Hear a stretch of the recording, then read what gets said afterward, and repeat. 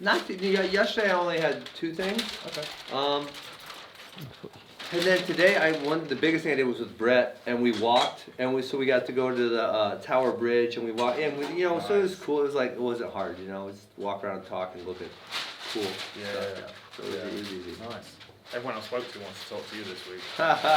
Sweet. That was what we're here for. Yeah, we were confused because I thought London Bridge was the big one, but London Bridge is not a big one. It's almost nothing. Yeah. London Bridge is just a regular bridge. But Tower Bridge that's Tower badass. Bridge is the one. That was a fortification. That was to monitor people going up and down the Thames. I've actually sailed under Tower Bridge. Yeah. Really? I did a boat race from London to Rio, and like the parade that we did was. Wait, you did a boat race to Rio de Janeiro? Yeah. What? From London? Yeah. How many miles is that? Like 5,000? 5,400 or something. Yeah. How long does it take? 28 days. You were on a boat for 28 days? Oh my god. Why? As a challenge, a new challenge. Really? Yeah. Oh, that sounds terrible. Exactly. Oh, was it it terrible? Yeah, it was terrible. It was terrible. Yeah. The idea of being at deep sea and you've heard of the doldrums before. Have you heard of so in the UK, people use the doldrums as a phrase. It's like, oh, I'm in the doldrums. Yeah, sure. Okay, I've heard that, But the doldrums is actually a place on the equator. It's a channel on the equator where there's so little wind that sometimes you can get caught in dead water. You stop? You just stop. Wait, so you didn't have a motor on your boat? We had a motor, but we're in a race, so not allowed to use the motor. Oh, so it's like a sailboat? It's a clipper, yeah.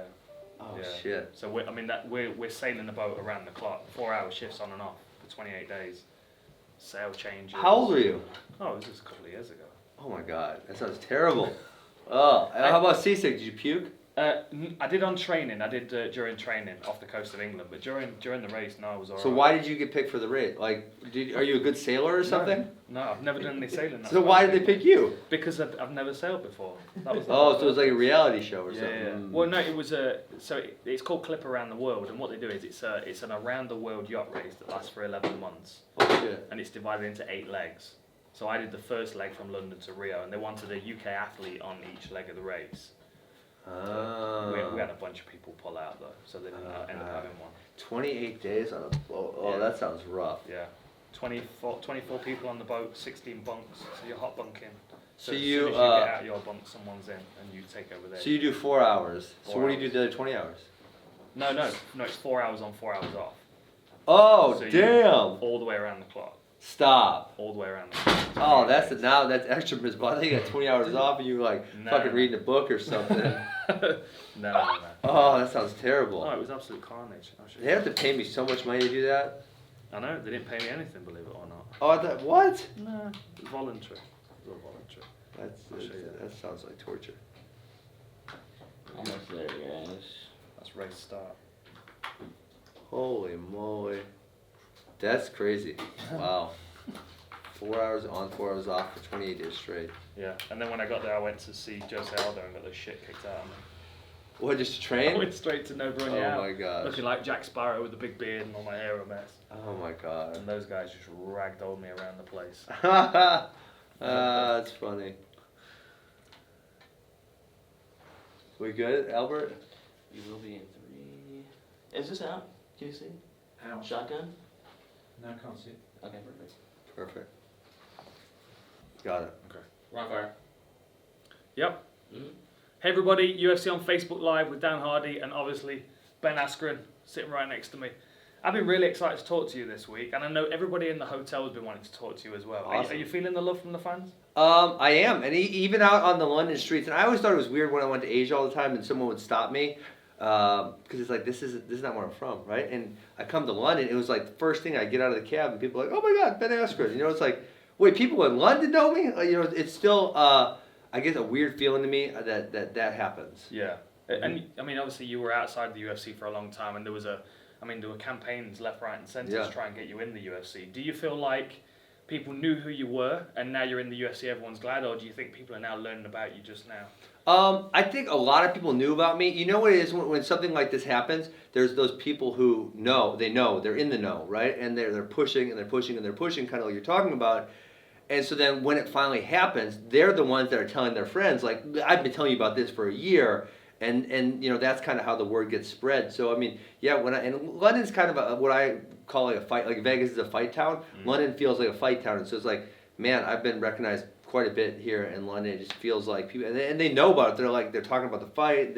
It's not like they just like see me and they're like, oh, I know that guy somewhere. It's like they know about fighting. Yeah. Well, I mean, we've had a lot of good cards over here, but I do think we've got a real hardcore following over here. And as you said, people like to take ownership, so they knew you before you came to the UFC, so they can kind of tell their friends. Okay, I want you to humour me for a minute because obviously we'll watch the fight, the Robbie Lawler fight. I have a theory as to what happened. And I have no basis of this theory. Well, you're pretty smart. Well, I don't know about that. I've been hit in the head a lot. Okay, so at the point where Robbie's hand dropped off your head and hit the canvas, to me that looked like he was unconscious. Definitely. As Herb reached in that moment, it looked to me like you just released the choke a little bit. So, Chris Lytle caught me in a guillotine. I shot a terrible double leg straight into a guillotine. I mean, you know where that was? At Milwaukee. It was in Milwaukee. Yeah, absolutely. And he rolled me over, and by the time I was mounted, I was already unconscious.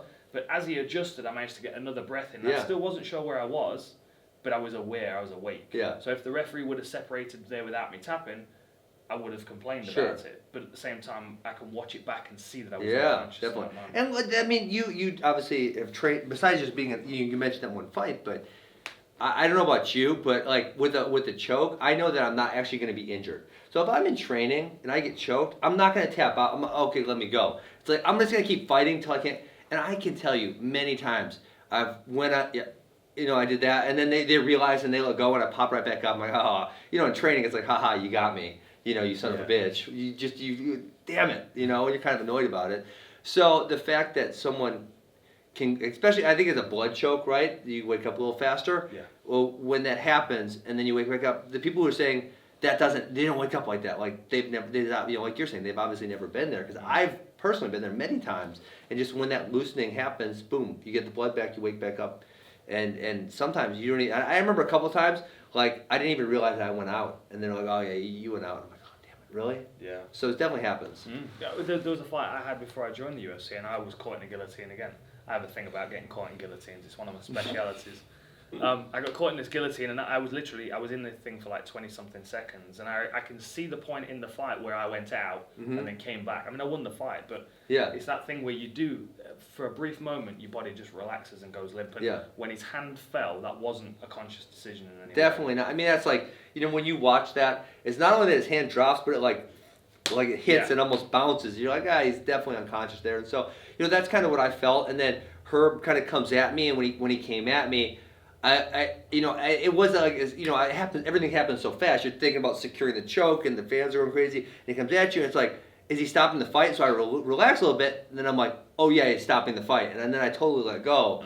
But there was a couple seconds in there in the interim where it's like I wasn't totally squeezing, and I also wasn't totally letting go. I kind of relaxed because I thought he was stopping the fight, but I didn't want to. If he's not stopping the fight, I'm not letting him go. There's no way that's going to happen. So yeah, I think you're right on exactly what happened. So, going back to that, does that change the way that you approach fights from now on? I mean, you've had a lot of fights. You're 19-0 now, right? Yeah. You know what I mean? So you've had a lot of fights, but in that moment, did you think to yourself, you know what, I should have just squeezed the hell out of that and kept it on until he shakes my arms off? Listen, honestly, here's what I think. I think if it wasn't Robbie Lawler, who is so universal, you love Robbie Lawler. Everybody loves Robbie Lawler. If I'm choking out Colby and his arm drops, people are like, yeah, he's done. He sucks. We hate Colby. I mean, it's just the fact that I was fighting the guy who's the most well-liked guy in the division. I think that has a lot to do with it. And then the second part of that is, he was kicking my ass for a minute, right? So people saw that and they got so excited and they love him. And then I come back and I win and they're like, oh shit, that shouldn't have happened. So I think there's a lot of that mixed in there with it too. Yeah. So as I'm standing across the octagon looking at a man like Robbie Lawler in the corner, that was a Robbie Lawler that was far more fired up and intense than I've seen him in a long time. He was, absolutely. So from your perspective, in your corner, you're looking over, are you thinking, oh, that's good because I can see he's fired up and he's probably going to come charging at me? Or do you think, oh dear, this man's possessed?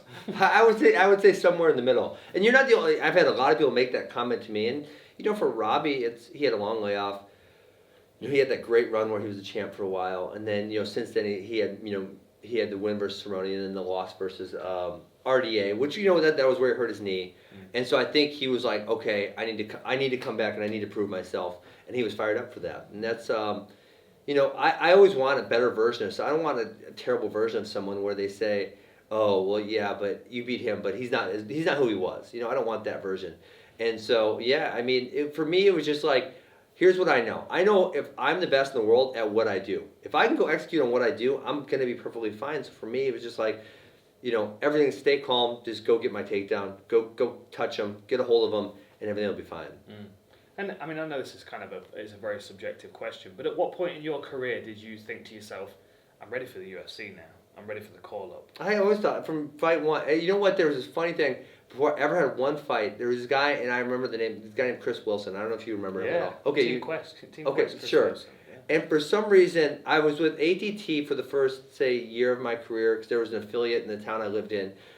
And I don't even remember why, but it was an ATT guy was supposed to fight him, and they got injured or something. And I remember the guy who owned the gym in the town I was in said, well, would you step in and fight him? Yeah, absolutely. It's like, I've been competing on a big stage since I've been 14 years old. We'll say 15. 15 is more fair. 15 years old, and I love to compete. I love the challenge, and so it was like, I always wanted to fight the best guys. I didn't necessarily get the opportunity. I mean, some of the guys I fought were very good, but the best of the best, never got the opportunity to fight those guys. So I was always waiting for this opportunity to happen. Did you feel that weight helped or hindered you? Do you feel like now you're definitely ready, or? I would say hindered. I think if you look at when I left Bellator, my first contract negotiation, I came off the Douglas Lima fight and then the Andrei Koreshkov fight. I crushed both those guys, and I feel like, and those guys have both been ranked top 10 in the world at some point in their careers. So I felt like I just had a full head of steam. I was only 29 years old, and so, I felt like that was probably been a more ideal time. But that's not the way the world works. Sometimes the world makes you wait for something. Yeah. So what do you do now moving forward? Do you have a particular track planned out? Are there certain fighters that you'd like to take out on the way to the title, or is it to the title as soon as possible? As soon as possible. You know what? And then I've said this in a few interviews now. It's like Usman, he wins the belt, right? Which I didn't expect to happen. And he came at me backstage. The one video we all saw. He'd been saying I'm an idiot and he hates me and all this stuff. Listen, if he would have kept the same energy, if he really wanted to fight me, think about that, Dan. You win the belt, you get to call out whoever you want. If you say, Askren, you're pissing me off, I'm gonna kick your ass. He could have said that. He chose not to. He chose to fight Colby, right? And so now I'm in a position where, I think Till Masvidal, I think that's a great pick for me. After that, let's see what happens. Well, so before we move on to this evening's card, let's talk about the welterweight title fight. You said you didn't expect Usman to win that fight. Yeah. On what basis did you not expect him to win that? Well, obviously I train with Tyron all the time. Yeah. I know what he's capable of. Obviously, we've seen in his championship run what he's capable of. And the way I pictured it was, Tyron there's no way Kamaru, I always messes. Marty, we'll come Marty. I'm gonna say Marty. I try not to say Marty because I feel like I'm being mean now, but I just can't help it. That was what I knew him as, right? The guy was Marty to me. We knew each other. I didn't see him being able to pressure enough and not get hit, right? He kind of, in my opinion, he's not really elegant when he comes in. He's kind of clumsy. He just kind of rushes in, And the way Tyron hits, he hits so hard. I figured Tyron's gonna catch him at least a couple times on the way in. And Tyron just kind of, he hesitated too much. Tyron kind of, if you pick one thing that he has done poorly, set at a couple points in his career, he just overthinks it, right? Thinks too much. He needs just to let his hands go. And, with the Rory fight would be the other example of that. And so against Usman, if he just lets his hands go, I think he wins the fight, but he just took a few pauses in it, and then, Usman was on top of him, they were on the cage or whatever. So, I didn't see that happening. I thought Tyron won that fight for sure, and it was obviously really disappointing when he didn't. I mean, this is a bit of a difficult question, I would imagine, but how do you stay supportive of a teammate when you're both aiming for the same goal? It's easy because I'm not going to make the decision on who fights for the belt. It's not like someone's going to say, all right, Ben, you make the call. Who's fighting for the title? I don't make it. Tyron doesn't make it, right? It's Dana White or someone at the UFC is going to say, okay, Colby and Marty are fighting. The winner of that, okay, let's get this guy's on a hot streak. Let's put him in there, right? That's what's going to happen. So it's easy. Hey, we're both going to train. We're both hopefully going to win our next fights, and they're going to make that decision, not us. You look at the top of the division. I mean, you've got pretty much the top 5. You've got guys that are all wrestling backgrounds, Except except for Till. Thompson. Well, Till and and Thompson, yeah. But the other guys, yourself, Marty, Usman, Colby, yep. Colby, yeah, Tyron, Marty. Marty. Where Listen, does okay. that come from? His name was, listen, this, man, it was, And I figure he's going by Kamaru for the, the Nigerian thing. But I figure, like, there's some people who say, well, this is my name, but my buddies still call me this, right? I'm sure that happens a lot. And so I say Marty in an interview, and he gets all pissed about it. And I'm like, that was what I knew him as. And so then, obviously, when he gets pissed about it, you just keep doing it, right? Yeah. Yeah. That's like calling Michael Bisping DJ Mikey B, because that's who he was before he got into MMA. He was? Oh, he was a DJ, Mixmaster Mikey B. Stop. Absolutely. So does he get mad when you say that to him? Well, I don't know. He might say it if you get mad. So what do I call him? So tell me one more time. Call him DJ Mikey B. DJ Mikey B. DJ Mikey Okay, B. I will see him. I will ask him about it. So what happened between you and Masvidal? I heard drama. No, I just say, hey George, what's up? And he starts cussing at me. I don't know. Right. It's so easy to get under these guys' skin. It doesn't take much. But you like that? I mean, you're enjoying the process of getting under people's skin, or Yeah, is it well, part of the game plan? It's both. I think it's funny that someone can do so little. Like for someone to get under my skin and make me mad, like they would have to go to great lengths. So it's just like, hey, that's what like. I'm trying to get under your skin, so why are you letting me do it? Why are you letting me piss you off right now? Yeah. Like, for me, that shows mental weakness. Mm-hmm. Like, that you're letting someone who wants to get you upset, you're letting them get you upset. I mean, same thing with Usman. Like, you just showed me how upset I make you. Like, why would you ever show another human being that? That shows, to me, it shows weakness. I agree. I mean, I always used to like the trash talking, but I needed every advantage I could get before the fight started. You know what I mean? So if I get inside their heads, that It's huge. No, it's huge, though. Getting inside someone's head is gigantic. Yeah. So let's talk about the fights tonight then. So we've got main and co-main event are welterweights. Mm-hmm. First of all, what are your thoughts on the co-main event? I mean, Gunnar Nelson against Leon Edwards. I'm not super well versed in Leon Edwards. I know I watched a couple of those fights. I think Gunnar Nelson. I know he's not as highly ranked. And I watched Gunnar Nelson in ADCC in 2009, so I've been following him for a while. I think he's got the grappling advantage. I think he can close the distance, and I think he can get the takedowns and win the fight. I mean, that's kind of how I see it. Obviously, I've been wrong many times. Could be wrong again. A main event? Main event, I think Till wins. I think they're both stand-up fighters. I think Till's going to be a little bigger, a little younger, a little quicker, and I think he's also a little more diverse. George has great hands, but as far as Till can use the clinch. George doesn't use that very much. Till has better kicks, in my opinion, so I think he's just going to be a little more diverse. Mm-hmm. And were you involved in the training camp for Tyron Woodley against I was, Darren yeah. Till? Mm-hmm. So what was the thoughts going into the fight against Darren Till with that? What was my role? So my role, I would just, obviously Till doesn't wrestle, really.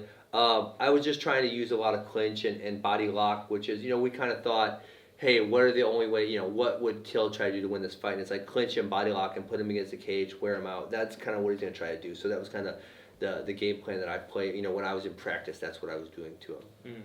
And was there anything that surprised you about the way that fight played out? I mean, I was completely taken aback by the aggression of Tyron Woodley in that fight. Because, and as he knows, as I'm sure you know, I've been a little bit critical in times of Tyron Woodley because I always felt like he's got so much potential. And sometimes he allows the fight to breathe a little bit too much when he doesn't need. Well, that's what we talked about earlier. Is sometimes he doesn't pull the trigger, and that when Tyron and I, we had that discussion a lot in his earlier career in college. Right, we would go all the way back to when I was 18 years old, and man, I felt like his breakthrough was the Robbie. That's when he wins the belt. But the Robbie fight, he lets his hands go, and then if you watch all of his other fights, championship fights after that, he does a really good job of landing his big punches. Right, every single fight he lands his big punches. He did against Darren Till, and so that was no. I don't think I was very surprised. I kind of thought that was what was going to happen.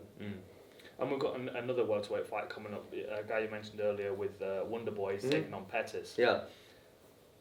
Given the fact that they're two strikers, predominantly strikers, do you look at them as MMA fighters, or do you look at them as which one's the easiest to take down? How do I take down? Well, yeah. So Anthony's my old teammate, so right. we're pretty tight still. So we trained a lot together. Obviously, I helped him get ready for some of his title fights. Gil Melendez obviously was going to be heavily wrestling, so I helped Anthony get ready for that. I think this is going to be exclusively stand up.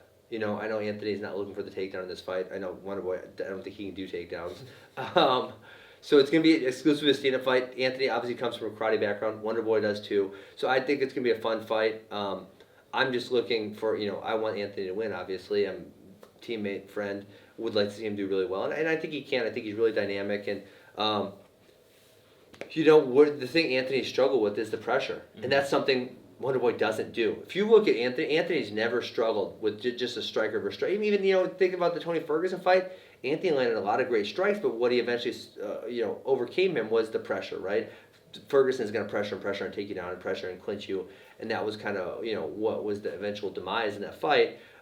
So when you think about Thompson is probably the least pressure fighter in the division. So I think we could hopefully see a really fun and dynamic performance from Anthony on what's that next Saturday, yeah. It's coming up. Yeah. So looking at the strikers in the division, then which one do you think has probably got the best takedown defense as far as Robbie? Robbie, you That was, think? and that was why I said it was a tough fight. Well, and so Robbie did wrestle in high. I think he was pretty successful wrestling in high school. So he does have.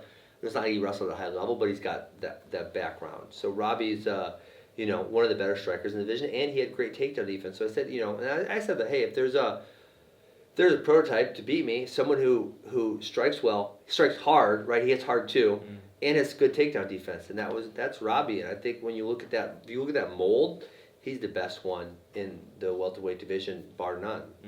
And what? Well, I'm sorry, obviously. So I always take Tyron out of it when me and him are talking. Yeah. Okay. But so staying on the division then. Yeah. Where do you see things falling in the next sort of 6 months or so? I mean, do you think we get the Colby Covington fight? Do you think Colby steps up and tries to unify the Shit, if he doesn't, what's he gonna do? Well, I don't know. If Colby doesn't take that fight, he might as well go crawl under a rock. I mean, yeah, 'cause I guess you could, he did turn it down when it was for the interim belt, but I guess you could say, well, that's the interim belt. I already had that. Why do I need it again? This is the belt. He can't turn this fight down. There's just no way it's impossible. So I think we see that fight happen. I think we're talking. Usman just had that surgery, but it was really minor. Yeah. So we're probably talking International Fight Week or somewhere around there. I would like to fight. I think Till's going to win. I'd like to fight him. Obviously Thompson and Pettis. I mean, if Thompson doesn't beat Pettis, he goes way down in the division. Big risky fight. For him. I mean, who knows? He's a little older, and so maybe he doesn't see it that way. And then you got RDA, Tyron, and Ponzinibbio. So I think if you look at Tyron, he probably fights RDA or Ponzinibbio next because he hasn't fought those guys, and he's fought pretty much everybody else in the division. Yeah. So I think you're looking at that's kind of the mixture you're looking at. And as far as Colby goes, you see the game he's playing. You see the way that he's trying to market himself, and as someone that likes to get inside. Annoying. But you like to get inside people's heads as well. Do you see the game he's playing? Do you respect it? Do you understand? I think it's really no. I think the game he's playing is kind of dumb. So it's his is more like not how I can get individual fighters mad. It's like how do I act like a douche? So get everybody mad. To get everybody, and it's like well, you play up these things. It's like Donald Trump. America was very split on Donald Trump, right? It's 50-50. And pretty much of those 50-50, people either love him or they hate him. So he went to Donald Trump, he wears the hat, and does the thing.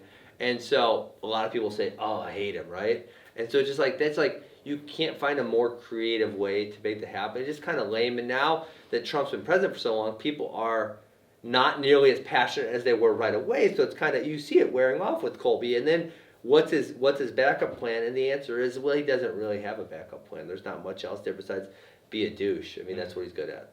So let's play crystal ball for a second then. Right. Say in 12 months' time, the welterweight process, even 24 12 months? That's a long ways down the road. It's Okay, not, wow. though in this sport. I mean, you can only get two fights in 12 months. I hope in 3 or 4. I hope to stay active. Yeah? So, yeah. But if we look at the top 10, who do you think are going to sit in the top 3, 4? Who's going to be the champion in 12 months? Who's going to be the top contenders in 12 months? That's a good question. I mean, you've been sitting outside the UFC. Yeah, but it's, you know what? Obviously, I'd like to say I'll be the champion within 12 months. I would like to say that, hopefully, if it plays out right. But you know what? It's so hard to predict something like that. Because I always say, it's not like wrestling. Wrestling, you go to a tournament. There's a bracket format, right? There's 1 through 8. And you see who's going to match up to who, and you see where it's going to go, right? MMA is not like that. It's so heavily matchup based, It's not like, in wrestling too, it's a lot of times it's like, if A beats B, B beats C, then A also beats C. But fighting's not like that, right? It's a weird matchup. So it all depends on who the UFC matches up with who. And then, does someone get injured? And then they're out for 12 months. So, man, I'd love to say I have a crystal ball, but predicting what's going to happen 12 months from now, I'm trying to predict for you the next fight kind of where everyone's going to go, because I think that's what, like, when I look at, that's all I can do. Yeah. You go there, you see what shakes out, and then boom, then you reset, and that's kind of how I think about it. And we're at a place that's really nice in the welterweight division where almost within 3 weeks, 4 weeks, almost everyone's going to fight. You know, Tyron and Marty fought. I fought Robbie. We got these 2 welterweight fights tonight, so that's 8 people, and then Wonder Boys next week. You know, so we had within 3 or 4 weeks, we had most of the welterweight division fight. So it's really nice because then we can all set up for our next fights. Yeah. So let's step outside of the welterweight division now. Who interests you? Who do you like watching across the other divisions outside of your own? Well, a lot of it is wrestlers, right? Wrestlers are old wrestlers because obviously, you know, that community is pretty tight. I've known a lot of those guys, some of them since they were little. So, you know, obviously Henry Cejudo, Daniel Cormier, old Olympic teammates, love following them. And there's just, yeah, so that's kind of who I follow. Follow the wrestlers as they get better. And I think, you know, one guy that's kind of under the radar right now that I think is going to do a really good job is a guy named Gregor Gillespie. He's in the lightweight division. Yeah. He was an animal. You know, he kind of, I think he was my brother's age. I want to say maybe 2 years younger than me, but I followed him since high school. And then, you know, he didn't start fighting right away, which, you know, was weird because he took that that break and then started fighting a little bit later. But he's obviously having a lot of success and people are really high on him. Yeah, he looks very talented. All right, curveball. Is the earth flat? I don't think so. You don't think so? I can't prove it. I heard you were talking conspiracies outside, so I think that's the worst one. I think that's the worst one. Agree, I think there's the most data against that.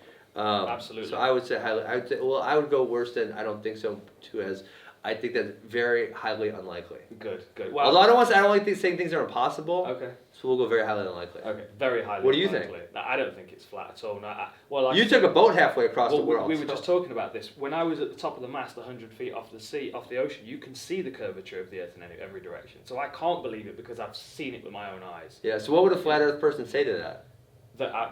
My eyes are playing tricks on me or something. I don't know. I don't know where their arguments go. I try not to listen to it because I figure I'm going to get stupider when I listen to it. I feel like that if I watch MMA fighters that are not very good.